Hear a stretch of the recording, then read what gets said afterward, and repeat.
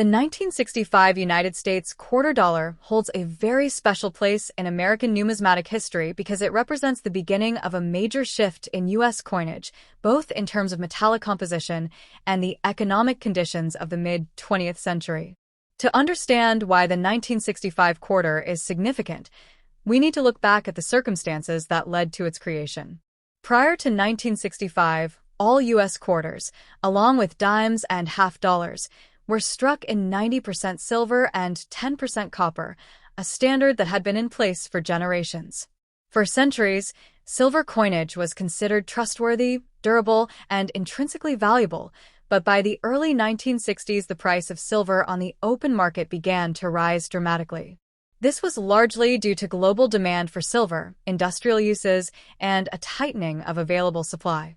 As the bullion value of the silver content inside each coin began to approach, and in some cases exceed, the face value of the coins themselves, Americans started hoarding silver coins, fearing that soon the government would either change the composition or the coins themselves would be worth more melted down than used in circulation. As a result, by 1960, the Treasury Department and the U.S. Mint faced severe coin shortages. Banks could not get enough quarters, dimes, or half dollars into circulation because people were pulling them out as soon as they appeared. This coin shortage grew into a national concern, even making headlines in newspapers at the time.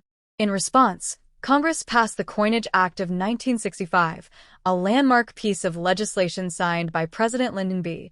Johnson on July 23, 1965. This act permanently changed the metallic composition of U.S. coinage in order to conserve silver supplies and prevent further hoarding. Specifically, it eliminated silver entirely from the dime and the quarter and reduced the silver content in the half dollar from 90% to 40%. The new standard for the quarter dollar and the dime was a clad composition, a sandwich-like structure consisting of an inner core of pure copper bonded between two outer layers of copper-nickel alloy, 75% copper, 25% nickel. This produced a coin that was much more resistant to wear, cheaper to manufacture, and, crucially, contained no silver at all.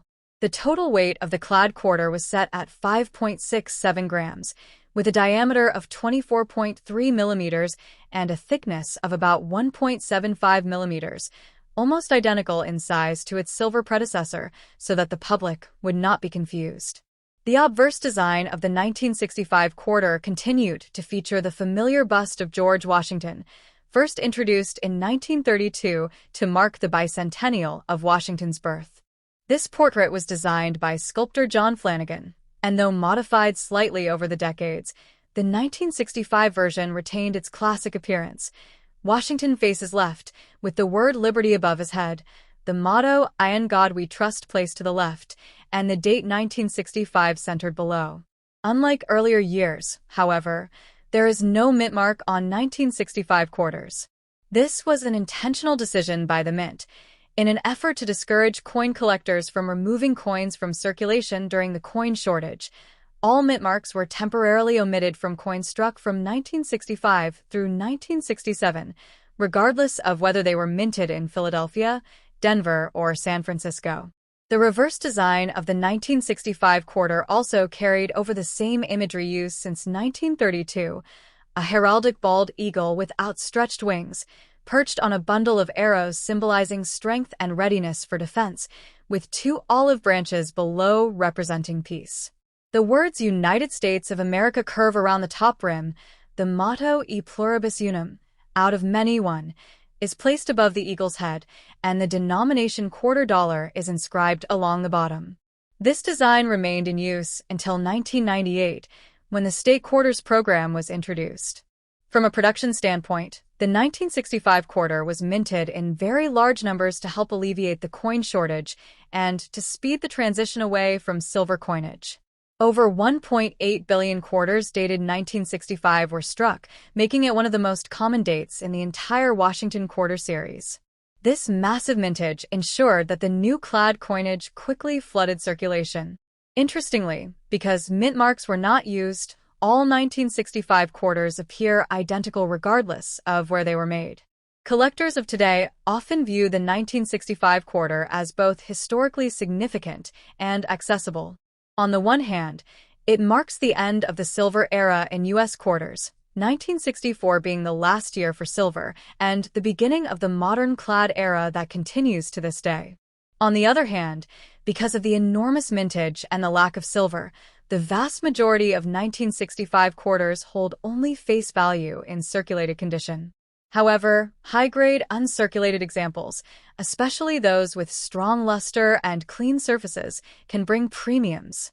Additionally, a few special mints. The 1966 United States of America quarter dollar is a fascinating piece of numismatic and historical significance, sitting at the crossroads of tradition and transition in American coinage. Struck during a turbulent decade marked by political change, cultural upheaval, and economic shifts, this coin represents far more than just its 25-cent face value. It embodies the larger story of the United States moving from silver coinage into the era of base metal coinage. Designed by John Flanagan and first introduced in 1932 to commemorate the 200th anniversary of George Washington's birth, the Washington quarter design was firmly entrenched in American life by 1966, making it instantly recognizable to citizens of all walks of life. On the obverse, the quarter features a left-facing bust of George Washington, rendered with classical simplicity, framed by the word liberty above and the national motto, "In God We Trust," to the left. The date, 1966, appears prominently at the bottom, tying it to its particular year of minting. The reverse showcases the heraldic eagle, wings spread proudly, clutching a bundle of arrows in its talons, symbolizing strength and readiness for defense, while an olive branch lies beneath, representing peace. Above the eagle is the inscription, United States of America, and the motto, E pluribus unum, with quarter dollar at the base, emphasizing its denomination. What makes the 1966 quarter historically important is its composition. It was part of the first wave of coins struck entirely without silver after the Coinage Act of 1965. Before that, U.S. quarters were made of 90% silver and 10% copper, but due to rising silver prices, the Treasury found it unsustainable to continue striking circulating coins in silver, as their intrinsic metal value began to exceed their face value. In response, the U.S. Mint introduced a new clad composition starting in 1965. Quarters were now made with outer layers of 75% copper and 25% nickel bonded to a pure copper core. This gave the coin a silvery appearance while drastically reducing its cost of production, ensuring the government could maintain stable coinage without hoarding or melting. The 1966 issue is particularly notable because no mint marks were used on quarters between 1965 and 1967, as the mint sought to discourage coin collecting during a nationwide coin shortage. As a result, all 1966 quarters appear without a mint mark, even though they were struck in multiple facilities, including Philadelphia and Denver. Despite being a transitional piece in composition, the 1966 quarter was struck in massive numbers, with over 821 million produced, making it a common coin for circulation but an intriguing historical artifact for collectors. Because it was struck in such high numbers, the 1966 quarter is generally not rare in circulated grades, but higher-grade examples, particularly those with full details and minimal wear, are sought after by numismatists, especially in mint state condition. Collectors may also search for varieties, such as double dies, although none are particularly famous for this year. Another interesting feature of the 1966 quarter is its connection to the so-called special mint sets, SMS, that were produced instead of proof sets from 1965 through 1967. These sets were struck with higher quality dies and better striking pressure, resulting in coins with sharper details and more reflective surfaces, though not quite proofs. The SMS 1966 quarter is an appealing collectible because it stands at the midpoint of this brief experimental period. Beyond its numismatic appeal, the 1966 quarter also symbolizes a broader shift in American society. It was minted during a time when the United States was heavily engaged in the Vietnam War, grappling with civil rights struggles at home, and experiencing sweeping cultural transformations from the rise of the counterculture to advances in technology and space exploration. As such, the quarter in people's pockets was not just currency, but a silent witness to grocery store exchanges, bus fares, jukebox plays, and daily commerce of the era. Its durability as a clad coin ensured that many 1966 quarters remain in circulation even today, more than half a century later, often worn smooth by decades of use, yet still legally valid at 25 cents. In terms of specifications, the 1966 quarter measures 24.3 millimeters in diameter, weighs 5.67 grams, and has a reeded edge with 119 reeds. Its nickel-clad surface gives it a hard, silvery sheen distinct from the softer luster of earlier silver issues. Numismatists sometimes note that the strikes of mid-1960s quarters can vary in sharpness, as the mint was under pressure to produce enormous quantities quickly to combat the coin shortage. Collecting-wise, a circulated 1966 quarter is worth only face value, but uncirculated examples, especially those graded MS, 65 or higher by PCGS or NGC, can fetch several dollars, with SMS coins sometimes commanding higher premiums. The 1967 United States quarter dollar, commonly referred to simply as the 1967 Washington quarter, represents not only a piece of circulating coinage, but also a small artifact that reflects a transitional period in American monetary history. First, it is important to understand that the Washington quarter had been introduced in 1932 to commemorate the bicentennial of George Washington's birth, replacing the standing Liberty quarter that had been in use since 1916. Designed by sculptor John Flanagan, the Washington quarter was initially intended as a commemorative coin but proved so popular that it became the standard quarter design from 1932 onward, with only minor modifications across the decades. By 1967, the Washington quarter had already become one of the most familiar coins in American pockets, featuring on its obverse the bust of George Washington facing left, modeled from a bust by Jean-Antoine Houdon, with the word Liberty across the top rim, the national motto, "In God We Trust," on the left side under Washington's chin, and the year of issue, 1967, centered at the bottom.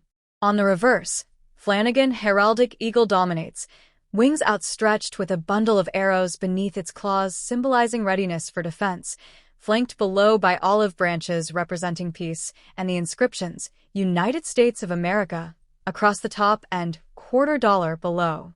Unlike modern quarters, no state or commemorative design adorned its back. Every coin bore this same, proud eagle motif. The year 1967 is significant for U.S. coinage history. Just 2 years earlier, in 1965, the United States Mint had completely eliminated silver from dimes and quarters and reduced the silver content of half dollars from 90% to 40%. This major change occurred because the price of silver had been rising steadily throughout the early 1960s, creating an economic challenge for the government. The melt value of silver coins was approaching or exceeding their face value.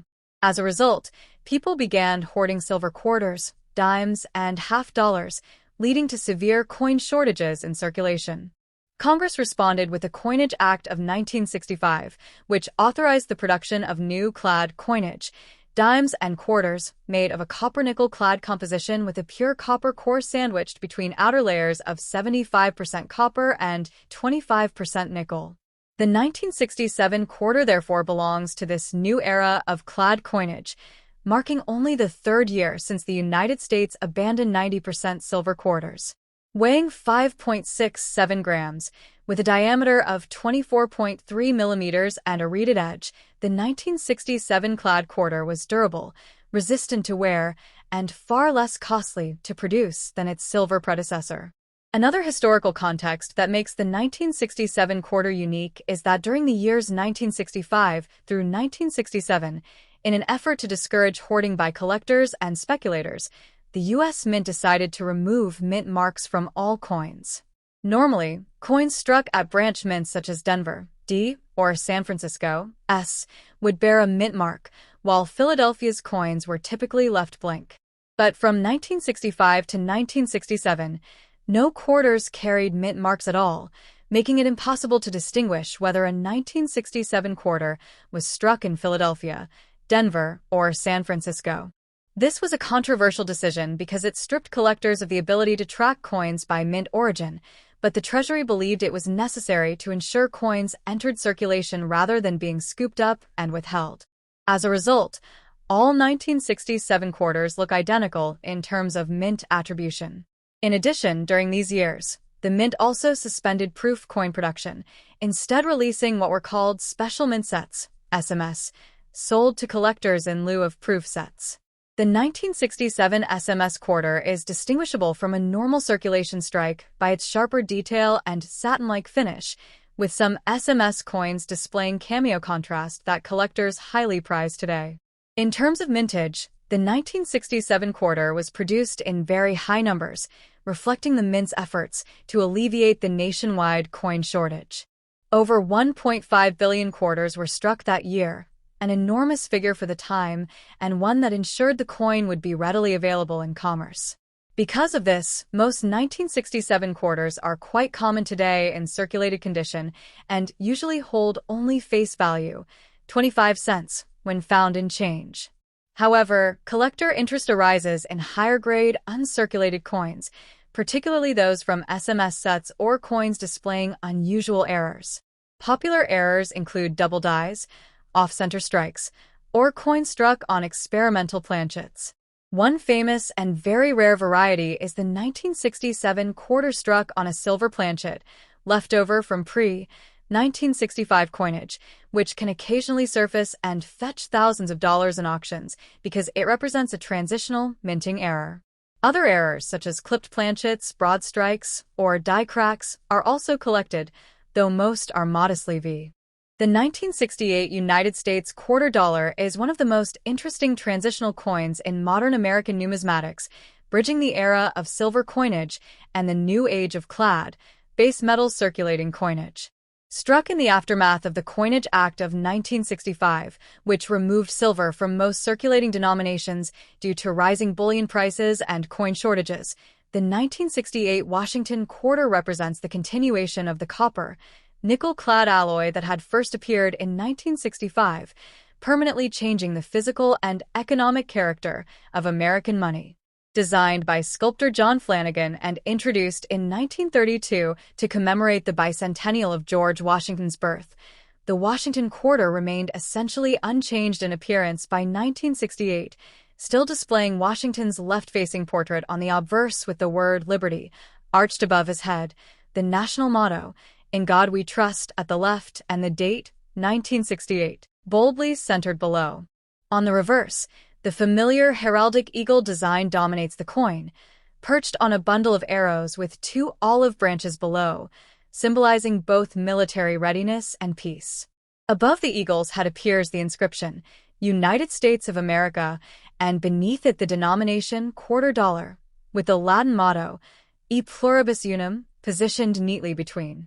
By 1968, Americans were beginning to notice subtle changes in the coinage system, not just in composition but also in minting practices, since that year marked the reappearance of mint marks on quarters after their removal during the coin shortage of 1965 to 1967.